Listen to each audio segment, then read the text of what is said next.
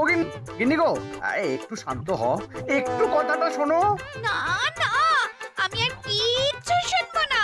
1 সপ্তাহ সময় দিচ্ছি, তার মধ্যে মহারানীর মতো ওই সীতাহার আমার চাই চাই চাই। আহ, কিন্তু গিন্নি ওটার যে অনেক দাম। আমার কি আর মহারাজের মতো অত টাকা আছে বলো? এই শোনো, তোমার কি আছে আর কি নেই তা আমার খুব ভালো করে জানা আছে, বুঝলে? কিন্তু গিন্নি, একটা কথা কান খুলে শুনে রাখো, এবারে যদি তুমি ওই সীতাহার আমাকে গড়িয়ে না দাও, আমি তাহলে চিরদিনের মতো বাপের বাড়ি চলে যাব। এই এই আমি বলে দিলাম। আচ্ছা ফাঁপড়ে পড়লাম আমি, কি যে করি। দূর, আর ভালো লাগে না।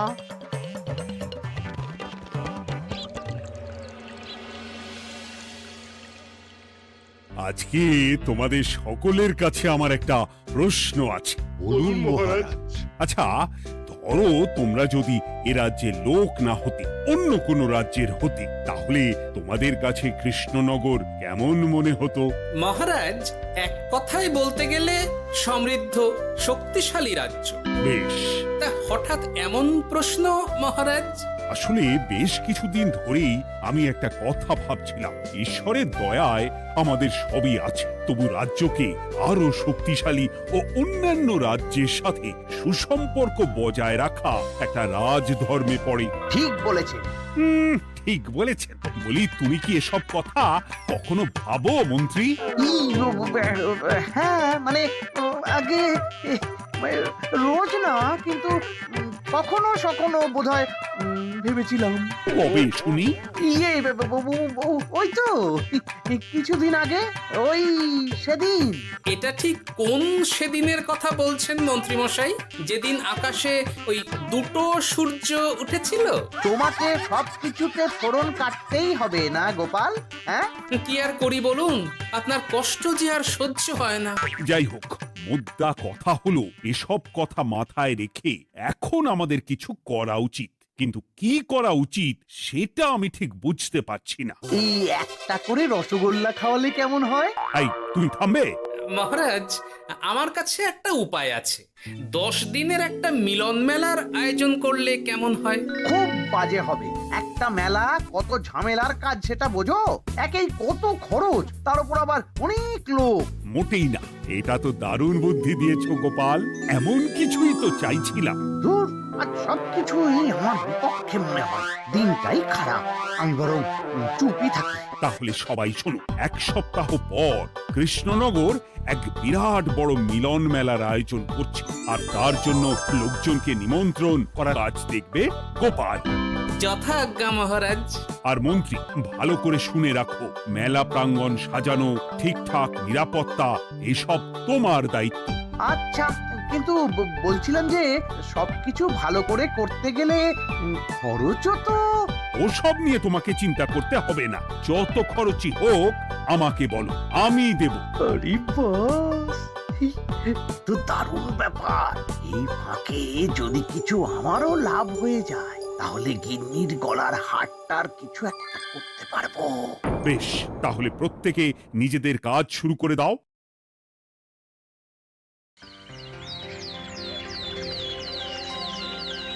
শোনো শোনো শোনো, 1 সপ্তাহ পর কৃষ্ণনগর মেলা প্রাঙ্গণে অনুষ্ঠিত হতে চলেছে 10 দিন ব্যাপী মিলন মেলা।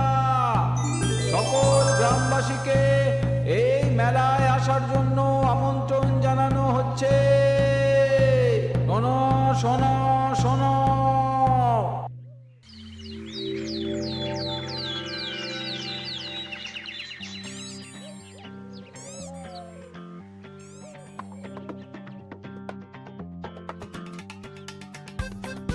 বাহ বাহ বাহ, ঠিক যেমনটা চেয়েছিলাম তেমনটাই হয়েছে। আর এসব কিছুর জন্য আমি গোপালকে ধন্যবাদ জানাতে চাই। কি যে বলেন মহারাজ, এই কৃষ্ণনগর তো আমার নিজেরই পরিবার। সেসব আমরা খুব ভালো করেই জানি গোপাল। আদিক্ষেতা একেবারে উতলে পড়ছে।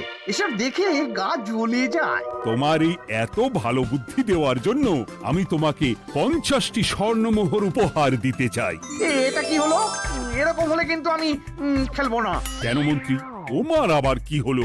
আমিও তো মেলার আয়োজন করেছি, তাহলে গোপাল একা কেন উপহার পাবে? সে তো মেলার জন্য অনেকেই কাজ করেছে, কিন্তু আসল বুদ্ধিটা তো দিয়েছে গোপালই। মন্ত্রী মশাইয়ের বোধহয় খুব হিংসা হচ্ছে। ঠিক আছে মহারাজ, আপনি বরং এই উপহার সকলের সাথে ভাগ করে দিন। না গো, কোনো ভাগ চাই না। তোমার উপহার তুমিই রাখো। যত সব।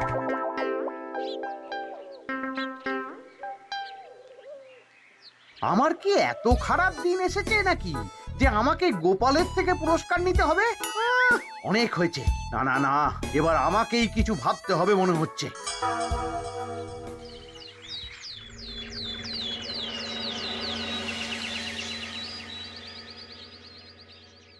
আমার আমার সব শেষ হয়ে গেল গো, সব শেষ হয়ে গেল। এবার এবার আমার কি হবে? মহারাজ, মহারাজ কিছু একটা করুন, মহারাজ কিছু একটা করুন। চিন্তা করো না, আমি দেখছি। যারা দোষী তারা শাস্তি পাবেই। কি শুরু হলো বলো তো হঠাৎ করে? এত বড় বড় চুরি ডাকাতি হয়ে গেল, অথচ কেউ কোনো টেরই পেল না। হ্যাঁ মহারাজ, আসলে রাতের বেলা যখন সবাই ঘুমিয়ে থাকে তখন এই চুরি ডাকাতিগুলো হয়, তাই কেউ কোনো শব্দ পায় না।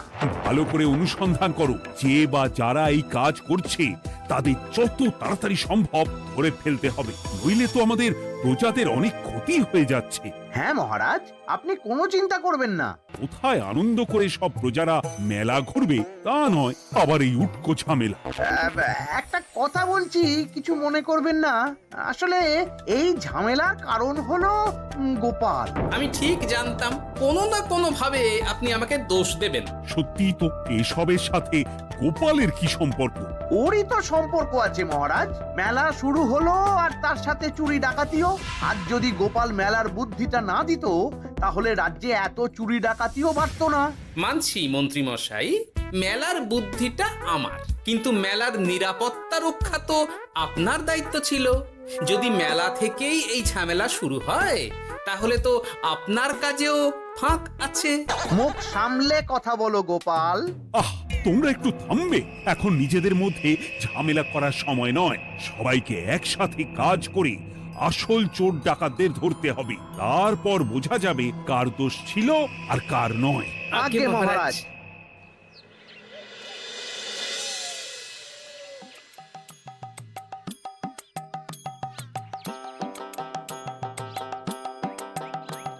এই তো তুমি এসে গেছো। তাড়াতাড়ি মুখ হাত ধুয়ে বসো, তোমার জন্য একটা জিনিস এনেছি। বলো কি জিনিস? আরে আরে একটু অপেক্ষা করোই না, আমি আনছি। হ্যাঁ বেশ, আনো তাহলে। এই নাও, খাও। মিষ্টি দই। হ্যাঁ গো, খেয়ে দেখো তো কেমন। দারুণ সুন্দর স্বাদ তো গিন্নি। কোথা থেকে এনেছো? ভালো, মেলা থেকে এনেছি। ও জানো, বিনা পয়সায় গো। বিনা পয়সায়? তা কে দিল শুনি? আরে সুজন দইওয়ালা, বড় ভালো ছেলে। শুধু আজ নয়, ও রোজই মানুষকে ভালোবেসে না বিনা পয়সায় দই খাওয়ায়। হ্যাঁ বাবা, বেশ অবাক করা কাণ্ড। আসলে সুজনের দেশের বাড়িতে অনেক জমি জমা, গরু মোষ আছে। ও তাই বলে ওর টাকা পয়সার নাকি কোনো দরকার নেই, তাই ও বিনা পয়সায় খাওয়ায়। হ্যাঁ বুঝলাম। বাবা, খুব ঘুম পাচ্ছে এখন। ও গিন্নি, শোনো না, আমি বরং একটা ঘুম দিই এখন, বুঝলে? তুমি বরং বিকেলে আমায় একটু ডেকে দিও, ওর কাজ আছে। আচ্ছা বেশ। তোমাদের জন্য সেটাই ভালো, কারণ এমনিতেই মহারাজ চোর ডাকাত ধরার জন্য প্রহরীর ব্যবস্থা করছে পুরো রাজ্যে। না না না, সে নিয়ে আপনি চিন্তা করবেন না।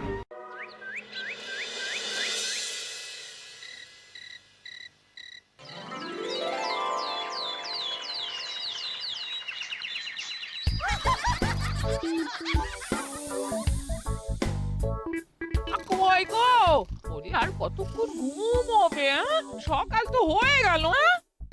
সে কি গিন্নি, সকাল? তোমাকে যে আমি কতবার বললাম আমাকে বিকেলে ডেকে দেবে। তা বলি কবেকার বিকেল? গতকালে না আজকে? তা তোমার বুদ্ধিতে কি বলে গিন্নি? আমার বুদ্ধি নিয়ে কথা বলো, আগে নিজের ঘুমকে দেখো। গতকাল বিকেল থেকে ডেকে ডেকে গলা ব্যথা হয়ে গেল, কিন্তু ওনার ঘুম আর ভাঙে না। হতেই পারে না। পারে না? ওদিকে কাণ্ড দেখো, রাতের খাবার পর্যন্ত পড়ে আছে। হ্যাঁ, আজব কাণ্ড। যাই হোক, অনেক দেরি হয়ে গেছে বুঝলে, আমাকে এক্ষুনি রাজসভার জন্য বেরোতে হবে।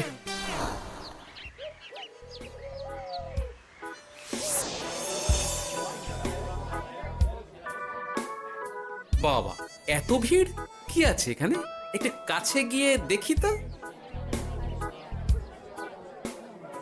সত্যি সত্যি ভাই সুজন, তোমার হাতে জাদু আছে। এত সুন্দর মিষ্টি দই, এ স্বাদ ভোলার নয় ভাই। আচ্ছা, তাহলে এই হলো সুজন দইওয়ালা। ভালো মিষ্টি দই আছে, নেবে নাকি গো? পয়সা লাগবে না। জানি তো, সত্যি দারুণ স্বাদ এই দইয়ের। আমি খেয়েছি তো। তবে আজ নেব না গো, কাল এসে নিয়ে যাব। আচ্ছা আচ্ছা আচ্ছা।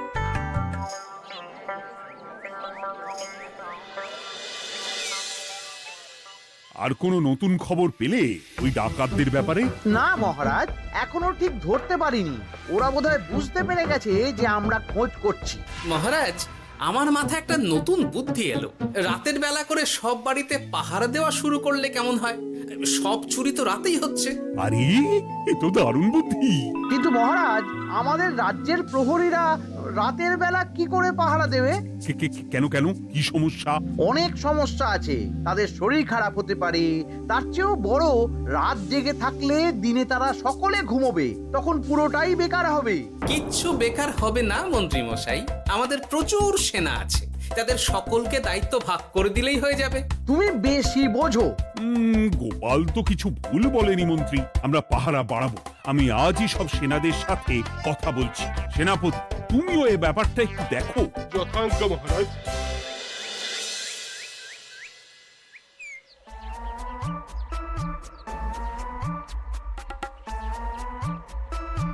চোর ডাকাতদের ধরার জন্য যদি একটা সূত্রের হদিশ পাওয়া যায় তাহলেই কেল্লা ফতে, কিন্তু সেটাই পাওয়া যাচ্ছে না বলেই এত সময় লাগছে। আরে, ওটা মন্ত্রী মশাই মনে হচ্ছে না? আড়ালে দাঁড়িয়ে এরকম কার সাথে কথা বলছে? এবার আমি যা বলছি ভালো করে শোনো। আজ রাতে মেলার পিছনের দিকে যে মাঠটা আছে সেখানে চলে এসো। বাকি কথা ওখানেই হবে। এই জায়গা নিরাপদ নয়। বেশ রহস্যজনক ব্যাপার। মেলার পিছনের মাঠ বলল না? রাতে আমাকেও দেখতে হবে কি হয় সেখানে।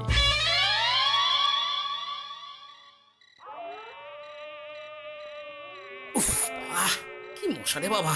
কখন থেকে দাঁড়িয়ে আছি, মন্ত্রী মশাইয়ের পাত্তা নেই কেন?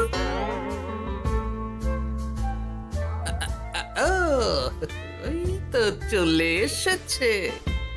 এই যে আমার সোনার হাটটা কই? হ্যাঁ, পই পই করে বলেছিলাম আমার ওটা চাই। আগে কি আর বলি বলুন তো, ওই হারটা আমাদের দলের প্রধানের খুব পছন্দ হয়ে গেছে, তাই কোনোভাবেই ওটা দিতে পারলাম না। কি এত বড় সাহস! আমার বলার পরেও তুমি এরকম করলে? বড় ভুল হয়ে গেছে মন্ত্রী মশাই, এবারের মতন ক্ষমা করে দিন, আর হবে না, এই কথা দিচ্ছি। তোমাদের জন্য সেটাই ভালো, কারণ এমনিতেই মহারাজ চোর ডাকাত ধরার জন্য প্রহরীর ব্যবস্থা করছে পুরো রাজ্যে। না না না, সে নিয়ে আপনি চিন্তা করবেন না, আমাদের ধরা পড়ার কোনো সুযোগই নেই, কারণ যে পরিমাণ ওষুধ আমি আমার দইতে মিশিয়ে দিই সেটা একবার যে খাবে মরার মতন ঘুমোবে। বাহ বাহ বাহ, সে তো খুব ভালো। করো করো। তার কোনো নতুন খবর পেলে? মেলা তো শেষের দিকে। হ্যাঁ পেয়েছি, পাশের গ্রামের বলরাম নামে এক বড় মহাজন আছে। পরশু তার মেয়ের বিশাল ধুমধাম করে বিয়ে। শেষ একটা বড় দান মারতে পারলেই আপনার আমার দুজনেরই শান্তি। আচ্ছা, এই ব্যাপার তাহলে। এসব কিছুর পেছনে মন্ত্রী জড়িত। এইবার বুঝতে পারছি কেন রাতের পাহারাতে ওনার এত আপত্তি ছিল। কিন্তু ওই লোকটা কে? ঠিক আছে, এখন যাও, একটু সাবধানে কাজ করো আর আমার পাওনাটা ঠিকঠাক দিও, কেমন? সে কি সুজন দইওয়ালা? এবার আমার কাছে পুরো ব্যাপারটা পরিষ্কার হয়ে গেছে। না, কালই মহারাজকে সব জানাতে হবে, আর এদের হাতে নাতে ধরার জন্য একটা উপায় ভাবতে হবে।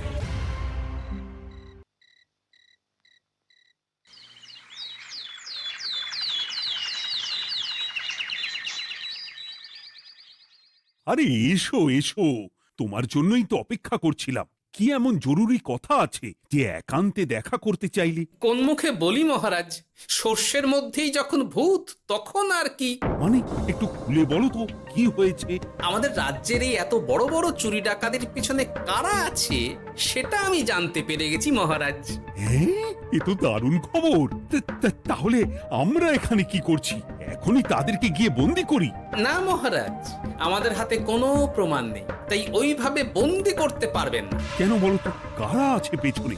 সেটা আপনি নিজের চোখেই দেখে নেবেন পরে। তবে এটা জানিয়ে রাখি, আমাদের মন্ত্রী মশাইও যুক্ত আছেন। কি? আমাদের মন্ত্রী? এত বড় বিশ্বাসঘাতকতা! আমি এখনই নিজের হাতে ওকে বন্দি করতে চাই। না না না না মহারাজ, সেটা করলে বাকি ডাকাতদের ধরতেই পারবেন না। তাহলে উপায়? আমি জানতে পেরেছি এই ডাকাতদের পরের নিশানা হলো পাশের গ্রামের বলরাম মহাজনের বাড়ি। বলরাম মহাজন? কাল তোর মেয়ের বিয়ে, আমাদেরও তো নিমন্ত্রণ আছে সেখানে। তাহলে তো আরোই সোনায় সোহাগা। শুনুন মহারাজ, আমার মাথায় দারুণ এক বুদ্ধি এসেছে। সে কি? হ্যাঁ, আপনি কোনো চিন্তা করবেন না, আমি শুধু যা বলছি সেটা করুন, বাকিটা আমি সামলে নেব। তবে দেখবেন যেন মন্ত্রী মশাই এসবের কিচ্ছুটি টের না পায়। বেশ বেশ বেশ।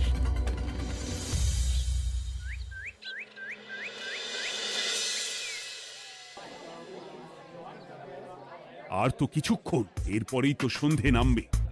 তোমার সবকিছু তৈরি তো? হ্যাঁ মহারাজ। আরে মহারাজ আর গোপাল কানে কানে এত কি কথা বলছে, আমাকেও জানতে হবে সেটা। ওই যে আসছে মরকটটা, আমার আর ওকে এক মুহূর্ত সহ্য হচ্ছে না। মনে হচ্ছে গুদুম গুদুম করে ওর মাথায় গাঁটটা মারি। শান্ত হন মহারাজ, দয়া করে শান্ত হন আর একটুখানি, তারপর আপনি মন্ত্রী মশাইয়ের সাথে যা ইচ্ছে করবেন। ওর আমি বরং অন্যদিকে যাই, মুখ দেখলেই আমার মাথাটা গরম হয়ে যাচ্ছে। সেই ভালো। কি হলো ব্যাপারটা? যাই হোক, আর তো কিছুক্ষণ, তারপর আমার বিশাল লাভ হবে। বরং ততক্ষণ আমি পেট পুজো করি।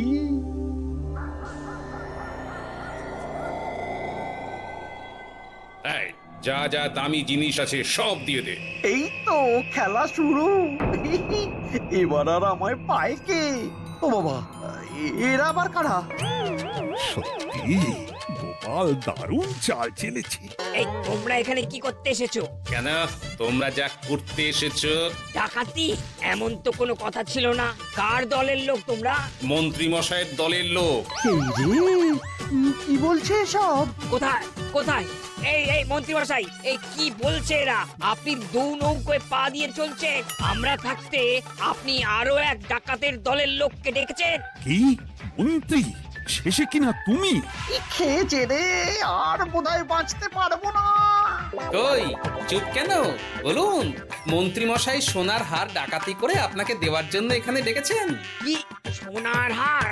আমাকেও তো একই কথা বলেছে। আপনি আমাদের থেকে খবর নিয়ে অন্য দলকে কাজ দিয়েছেন। না না, মিথ্যে কথা। কিসের মিথ্যে?